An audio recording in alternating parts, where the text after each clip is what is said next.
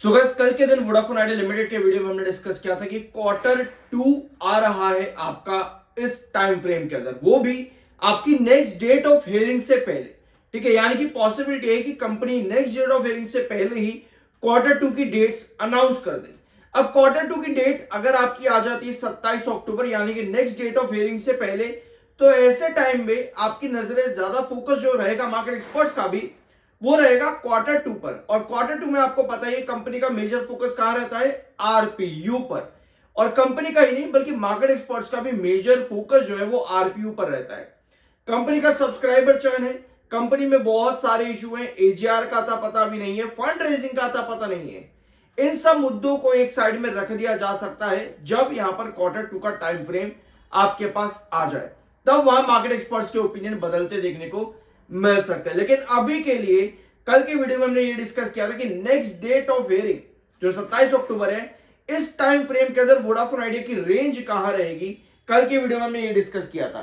ठीक है, और रेंज की जब बात आती है तब आपके पास एक गैप आता है। अभी चार्ट पे उस गैप को समझेंगे तो डिफरेंट रीजंस और डिफरेंट ओपिनियंस और साथ में डिफरेंट चार्ट पे रेंज क्या रहेगी, वो ये 4 पॉइंट के अंदर आप लोगों को समझ में आ जाती है। संडे, सैटरडे, मंडे और ट्यूसडे, कल भी डिस्कस हम लोगों ने ये चीज किया था। बहुत जरूरी है ये समझना कि हियरिंग में क्या आउटकम आ रहा है। बीइंग एन एडवोकेट, जो भी आउटकम्स आएंगे मैं आपके साथ उसको डिस्कस करूंगा और क्या उसके आगे इफेक्ट्स देखने को मिल सकते हैं वो भी आपको यहां पर मिल जाएंगे। तो रिसेंटली कंपनी ने काफी सारे जो है पार्टनरशिप्स कहो या पर टाइप्स कंपनी ने रिसेंटली करे और काफी सारे प्रोजेक्ट्स भी कंपनी को देखने को मिले और डील्स भी कंपनी के साथ हुई है। जैसे कि HFCL ने डील यहां पर जीती है to deploy IP and MPLS routers for Vodafone Idea के 5G नेटवर्क के लिए। ठीक है, तो HFCL को ये ऑर्डर मिला था, यहाँ पे डील जो है HFCL जीता था यहाँ पर वोडाफोन आइडिया के 5G नेटवर्क प्रोवाइड करने के लिए, उसके लिए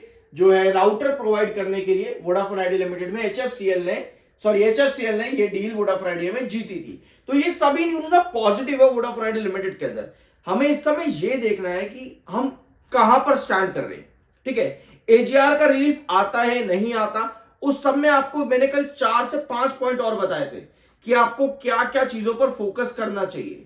लॉन्ग टर्म की बात अभी कहीं भी नहीं है मार्केट के अंदर। अगर आप देखोगे वोडाफोन आइडिया लिमिटेड, आप सोच रहे हो कि भैया लॉन्ग टर्म के लिए मैं एंट्री कर लूं, तो टोटल 5 पॉइंट हमने डिस्कस किए थे कि कंपनी क्या इन सवालों पर जवाब दे रही है। क्या कंपनी पे फंड रेस का जवाब है? नहीं है ना। क्या एजीआर, सिर्फ अगर एजीआर पर ही रिलीफ मिल जाता तो क्या होगा? ये सब 5 सवाल हैं टोटल, मैंने कल आप लोगों के साथ डिस्कस किए थे, जरूर चेकआउट करना, बहुत इंपॉर्टेंट है कल के दिन का वीडियो। अब मार्केट एक्सपर्ट्स का क्या ओपिनियन है, क्या आपको वोडाफोन आइडिया में खरीदारी करनी चाहिए? अभी भी शेयर आज फिर से 5% इंक्रीज हुआ है, क्या आपको यहां पर एंट्री करनी चाहिए? तो ऐसे में मार्केट एक्सपर्ट्स का मानना है कि अगर आप लॉन्ग टर्म जा रहे हो तो वोडाफोन आइडिया को अवॉइड करो, लेकिन अगर आपके पास बाइंग है तो इस समय आपको प्रॉफिट बुक करना चाहिए। ये मानना है आपका Kunal Parar from Choice Equity Broking. इनका मानना है कि अगर आप इसमें प्रॉफिट में हो वोडाफोन आइडिया लिमिटेड के अंदर, तो आपको profit book, as I don't see the continuation of momentum in Vodafone Idea Limited. ठीक है, तो प्रॉफिट आपको बुक कर लेना चाहिए अगर आपको, अकॉर्डिंग टू मार्केट एक्सपर्ट्स। बाकी आपका क्या ओपिनियन कहता है कमेंट बॉक्स में, उसको आप शेयर कर सकते हो। जरूरी नहीं है हम दूसरे का ओपिनियन भी अपना ओपिनियन बना करके चले, हमारा खुद का ओपिनियन क्या है वो ज्यादा मैटर करता है। लेकिन अगर वो ओपिनियन बिना रिसर्च के आ रहा है तो वो ओपिनियन भी मैटर नहीं करता। जरूरी है कोई भी आपका ओपिनियन हो वो रिसर्च के बाद हो, तब वो मैटर करता है। ठीक है, तो क्वार्टर टू पर नजर रहेगी अब मार्केट एक्सपर्ट्स के आने वाले टाइम में। अगर 27 अक्टूबर से पहले कंपनी क्वार्टर टू देती है तो आरपीयू पर तो फोकस रहेगा ही, उसके साथ में फोकस किस चीज पर रहेगा कि क्वार्टर टू के रिजल्ट्स के बाद में जो आपकी एनालिस्ट और इन्वेस्टर मीटिंग होती है, जो आपको ऑडियो रिकॉर्ड्स देखने को मिलता है 50-50 मिनट के, सुनते हो आप उसको? नहीं सुनते, सुना करो ध्यान से। उसमें आपको यह पता चलता है कि कंपनी फंड रेस करने वाली है कि नहीं करने वाली, भैया कंपनी करेगी भी कि नहीं करेगी फंड रेस, या कंपनी का सब्सक्राइबर बेस क्या चल रहा है, या कंपनी के आगे के प्लान्स क्या है। ये सब चीजें आपको वहां सुनने को मिलती है। तो क्वार्टर टू के बाद में अगर आप देखोगे इन्वेस्टर और एनालिस्ट मीटिंग जो कंपनी की होती है वो और भी इंपॉर्टेंट रहेगी। तो अगर आप कोई भी आपका टाइम फ्रेम है, चाहे आप जो भी आप जिस भी तरीके से वोडाफोन आइडिया को होल्ड करना चाहते हो, आपके लिए वो पूरी ऑडियो रिकॉर्डिंग भी बहुत जरूरी रहेगी, तो उसको भी सुनना ध्यान से। ठीक है, वी आर NISM 7 सर्टिफाइड, तो सब्सक्राइब जरूर कर देना।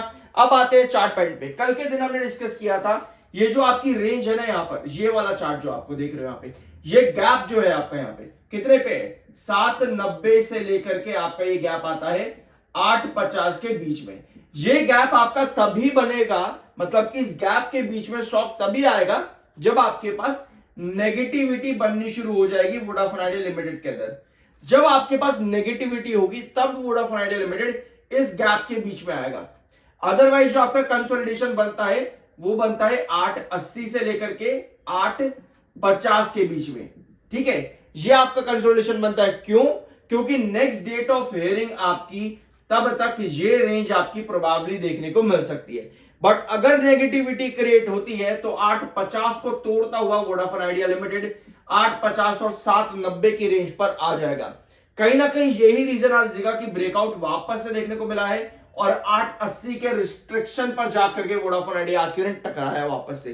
तो अगर आपकी नेगेटिविटी क्रिएट होती है तो अपने इस कंसोलिडेशन को तोड़ करके वोडाफोन आइडिया इस गैप के बीच में आ जाएगा, और उसके बाद फर्दर नेगेटिविटी क्रिएट होती है तो आपका वोडाफोन आइडिया लिमिटेड 790 से 760 तक की रेंज पर ड्रॉप कर जाएगा, जहां पर 940 आपका इंपॉर्टेंट रिस्ट्रिक्शन है। और मोस्ट प्रोबेबली 940 आपका ब्रेकआउट तब हो सकता है, ये मेरा ओपिनियन है, जब आपके पास हियरिंग में यानी कि next date of hearing Supreme Court में कोई एक बड़ा रिलीफ मिले, तब पॉसिबल है। बाकी देखते हैं आगे क्या होता है। तो जो भी पॉसिबिलिटीज है आई गेस आपको ये चीज क्लियर हो चुकी होगी।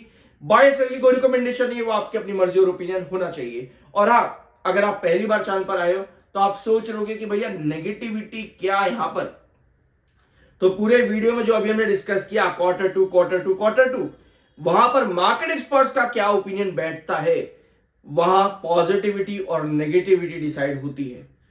बाकी मिलते हैं अगले वीडियो में। बाय सेल की कोई रिकमेंडेशन नहीं है। आई होप कि वीडियो आपको पसंद आया होगा।